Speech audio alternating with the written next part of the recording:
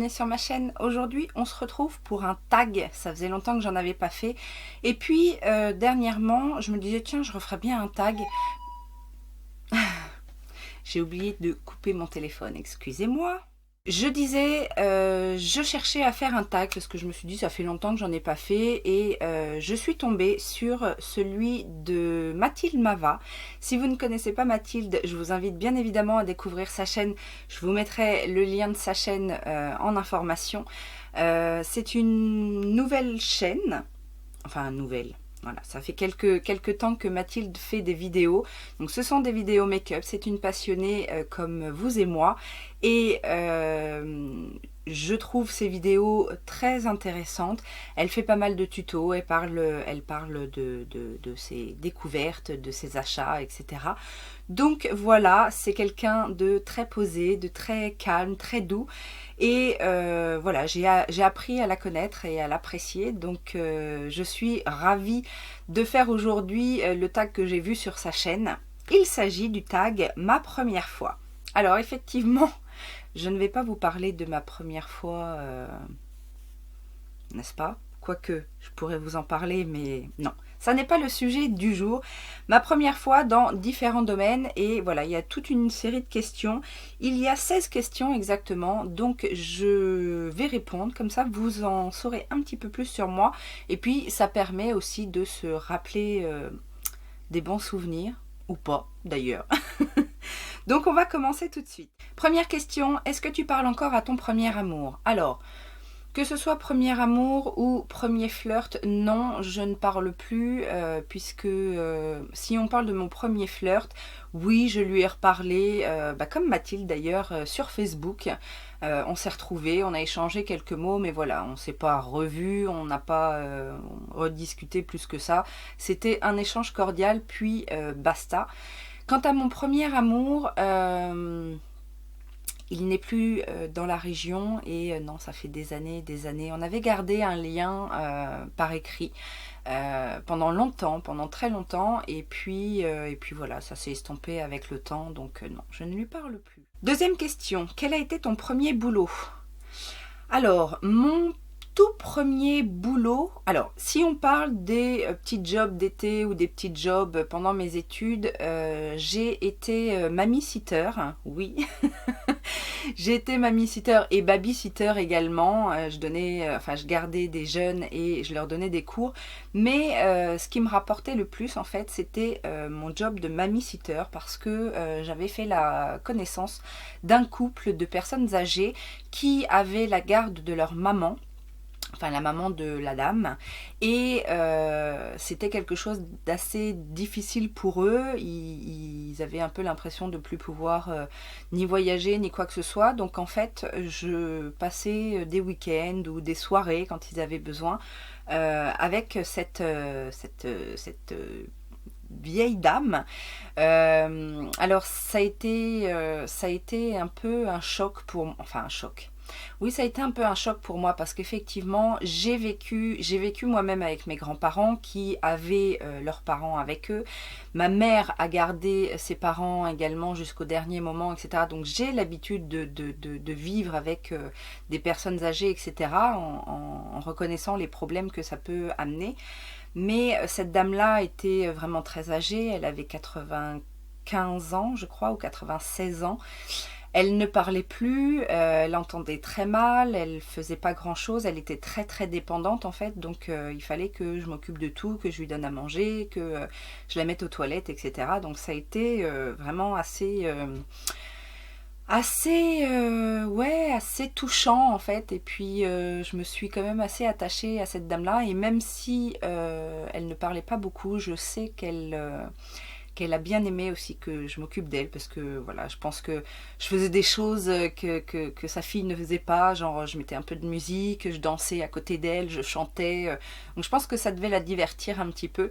Et voilà mon premier job. Après mon premier vrai travail, finalement ça a été le travail que je fais encore aujourd'hui, c'est-à-dire travailler dans une banque en tant que conseillère bancaire, parce que j'ai fait des études en alternance dans cette entreprise, et donc du coup après j'ai été embauchée, et voilà, donc ça a été Ça a été, voilà, mes premières fois.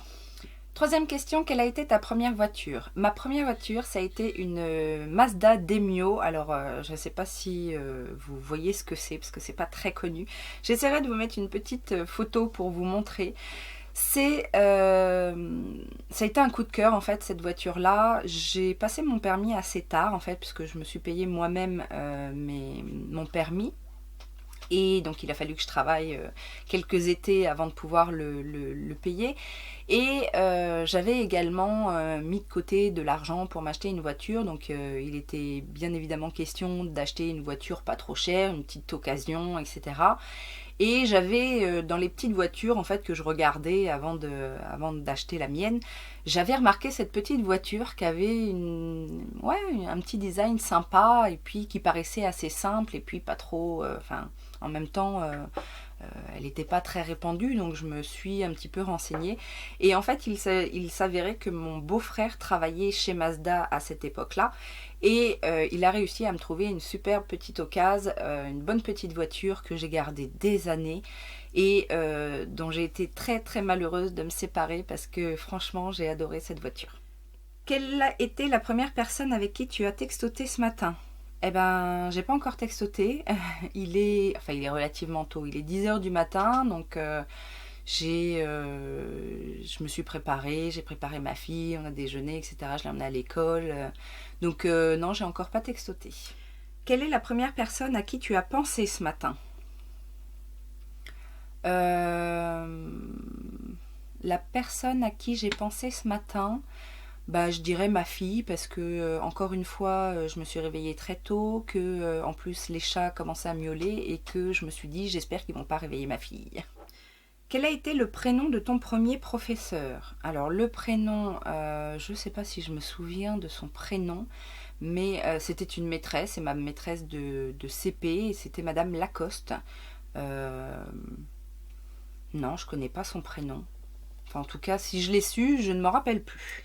Où es-tu allé lorsque tu as pris l'avion pour la première fois? Alors, j'ai voyagé très jeune parce que moi, quand j'étais jeune, je partais en colonie de vacances. Et la plupart du temps, sauf pour une destination, je crois que juste pour l'Italie, on prenait le train couchette, mais sinon, j'ai pris l'avion très tôt. Et c'était pour aller en Espagne. Ma première colonie de vacances, c'était l'Espagne. Et j'avais 9 ans. Donc voilà. Quelle a été la première chose que tu as fait ce matin? Eh bien, comme d'habitude, je me suis réveillée, j'ai checké mon téléphone. Je regarde tout le temps, en fait, comme je le mets en silencieux la nuit, dès que je me couche, en fait, je le mets en silencieux. Donc, je regarde si j'ai des mails, si j'ai des messages sur YouTube, des commentaires, si j'ai des SMS, etc. Et puis après, je me lève parce qu'en général, dès que je commence à bouger, mes chats commencent à se manifester. Genre, tu descends, tu viens nous donner à manger? Donc voilà, c'est mon petit rituel du matin. Je descends, je leur donne à manger, je me fais un café. Et en général, en attendant l'heure où je peux faire vraiment du bruit, je mets YouTube et je regarde vos vidéos et notamment celle de Danisha à 6 h du matin. Quel a été le premier concert auquel tu es allé?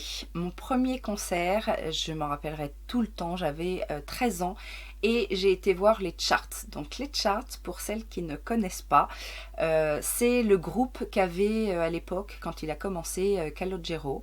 À l'époque, il avait les cheveux longs et bouclés. J'en étais folle, j'étais vraiment dingue de ce groupe-là. J'ai toujours aimé Calogero, même après, en fait, quand il a arrêté avec son groupe et qu'il a continué tout seul. Mais étant adolescente, ouais, j'étais folle amoureuse enfin folle amoureuse. J'ai jamais été dingue d'une star, mais en tout cas, j'aimais beaucoup et le groupe, et leurs chansons, et Calogero, etc. etc. D'ailleurs, quand je suis partie la première fois en Italie, je suis sortie avec un Calogero. Je pense que j'étais conditionnée, mais bon, voilà. C'était un super concert, c'était pour leur premier album, je crois. Et j'y suis allée avec une copine, donc c'était notre premier concert. Nos parents nous ont emmenés, sont venus nous rechercher, mais voilà, pendant le concert, en tout cas, on n'était que toutes les deux et on était comme des folles. C'était dans une toute petite salle, en fait, c'était ni dans un zénith, ni dans une grande salle, c'était une toute petite salle. On n'était pas très loin d'eux et c'était super. La première fois que tu t'es cassé un os? Moi, je suis super forte parce que jamais je n'ai eu quoi que ce soit de cassé. Je me suis à peine foulé des choses et encore, enfin, j'ai jamais eu vraiment de problème à ce niveau-là. Je pense que je suis très fortement constituée. Les médecins à chaque fois me le disent que j'ai des gros os et donc très résistant. Après, je suis aussi quelqu'un d'assez... alors, j'ai jamais été casse-cou, en fait. Quand j'étais petite, j'aimais pas trop ni grimper aux arbres, ni faire des cabrioles, etc. Je faisais de la gym, par contre, quand j'étais jeune. Mais j'ai toujours été assez prudente, on va dire. Et donc, du coup, je me suis jamais rien cassé, je me suis jamais fait mal, voilà, où que ce soit. Premier pays étranger, eh bien l'Espagne, ça a été mon premier voyage à l'étranger. Je réfléchis, mais même étant petite, je ne pense pas avoir voyagé étant petite avec mes parents. Donc c'était lors de colonies de vacances. D'ailleurs, quand j'étais jeune, je partais tout le temps en colonie de vacances et je partais tout le temps à l'étranger. C'était une opportunité que j'avais et donc je voulais en profiter. Après, je retournais souvent aux mêmes endroits parce que j'ai eu des coups de cœur. Notamment, je suis partie en Irlande et quand j'étais plus jeune, je voulais devenir professeur d'anglais. Donc en fait, je faisais des séjours linguistiques. Et pour avoir été une fois en Angleterre en classe scolaire et en colonie de vacances en Irlande, je préférais largement l'Irlande, que ce soit en termes de paysage, que ce soit en termes d'accueil des Irlandais. Et voilà, donc l'Espagne, j'ai fait l'Irlande, j'ai fait l'Italie, j'ai fait l'Autriche, j'ai fait la République tchèque. euh, donc tout ça c'est pendant mes colonies de vacances. Après j'ai fait aussi les États-Unis. Et puis bon après ma vie d'adulte j'ai voyagé encore dans d'autres pays. Mais le tout premier c'était l'Espagne. Le premier film dont tu te souviens? Le premier film dont je me souviens. Alors j'ai des brives, des souvenirs, quelques petites images qui me reviennent. Quand j'étais petite, j'étais fan de films d'horreur. J'ai toujours aimé les films d'horreur et encore aujourd'hui, je suis une grande fan de films d'horreur. Et je me souviens que quand j'étais petite, on me laissait regarder La Poupée Sanglante. Alors, je pense je me rappelle plus exactement l'histoire, tous les détails du film, mais je pense que si je regardais aujourd'hui ce film-là, je dirais pas c'est un film d'horreur. Mais voilà, j'ai ce souvenir-là en tête. Et après, euh, mon premier film au cinéma, ça par contre je me souviens, c'était avec mon papa. Il nous avait emmené regarder Blanche-Neige et les Sept Nains au cinéma. Donc ça c'est mon tout premier film au cinéma. Mais sinon, film télé, parce que j'étais beaucoup avec ma grand-mère maternelle. Et ma grand-mère maternelle adorait tout ce qui était high-tech. Elle était très film, très vidéo. Il y avait plein de cassettes vidéo chez elle. Mais voilà, je me rappelle de la Poupée Sanglante. Si vous connaissez, si vous avez vu ce film-là, les petits pouces en l'air.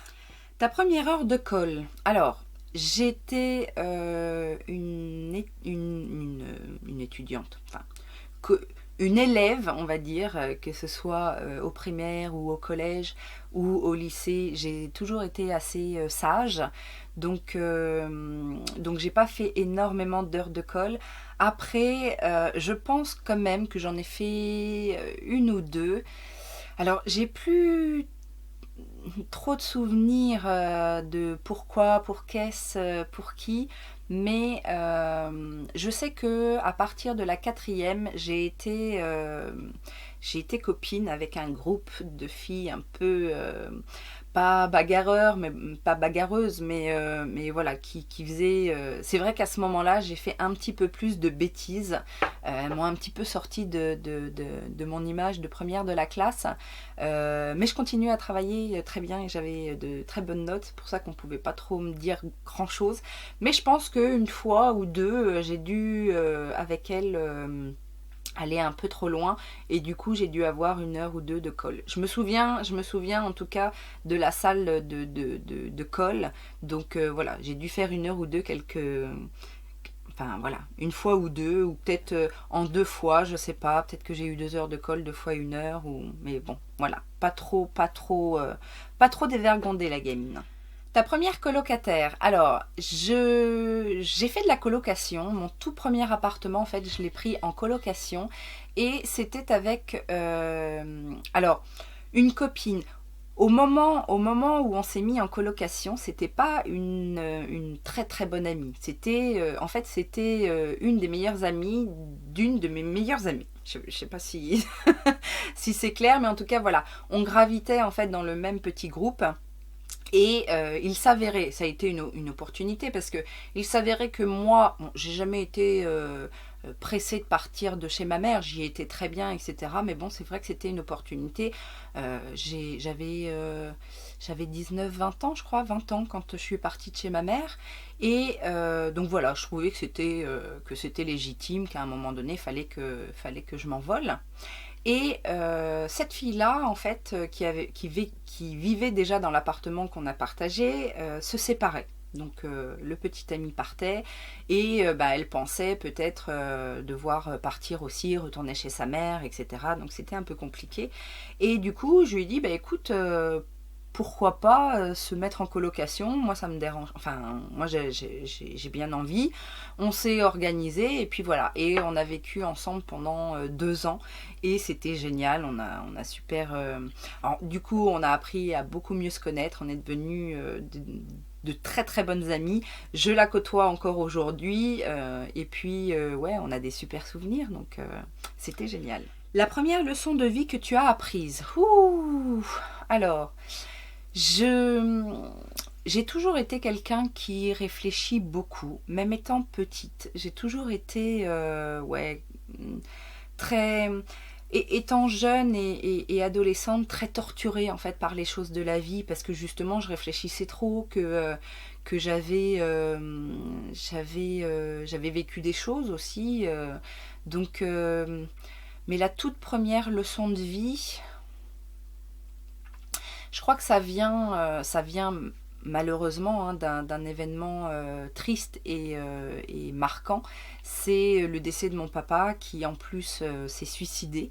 Donc c'est pas un décès naturel. Donc je pense que j'ai grandi d'un coup à ce moment-là et du coup, ouais, j'ai eu une forte réflexion sur la vie, sur la valeur de la vie, sur ce qu'on devait faire, qu'est-ce qui était impardonnable entre guillemets parce que bien évidemment le décès de mon père à 14 ans je me suis dit enfin tout de suite je me suis dit que c'était injuste en fait que il avait pas le droit de faire ça. Après, la réflexion a évolué, etc.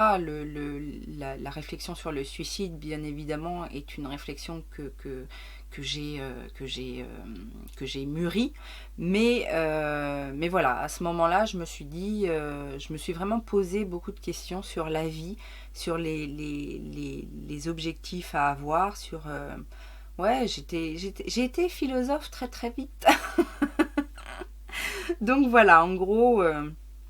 en règle générale, c'était principalement ça. Une réflexion sur la vie et qu'est-ce qui est bon à faire, à quoi ça sert et ce pourquoi on est là en fait, en gros. Et enfin, quelle a été la première youtubeuse que tu as suivie? Ouh là là, mais là on part très très loin parce que moi je suis une ancêtre sur YouTube et la première, est-ce que... alors la toute première, je ne saurais dire. Après, je sais que j'ai beaucoup appris en regardant Marlène Astel, qui à l'époque s'appelait Makeup Geek. Donc c'est une américaine et je regardais beaucoup ses vidéos à l'époque. Et puis dans les françaises, il y en avait quelques-unes. qui n'existent plus aujourd'hui, donc je ne sais pas si on peut les citer, mais voilà. Marlène Astel, ça a été l'une des premières, et dans les françaises, peut-être une qui est toujours là, c'est Hélène de mon blog de filles. Ce sont les deux plus grandes, voilà, qui m'ont attirée sur YouTube, et après j'en ai découvert plein. Encore aujourd'hui, j'en découvre plein, donc voilà.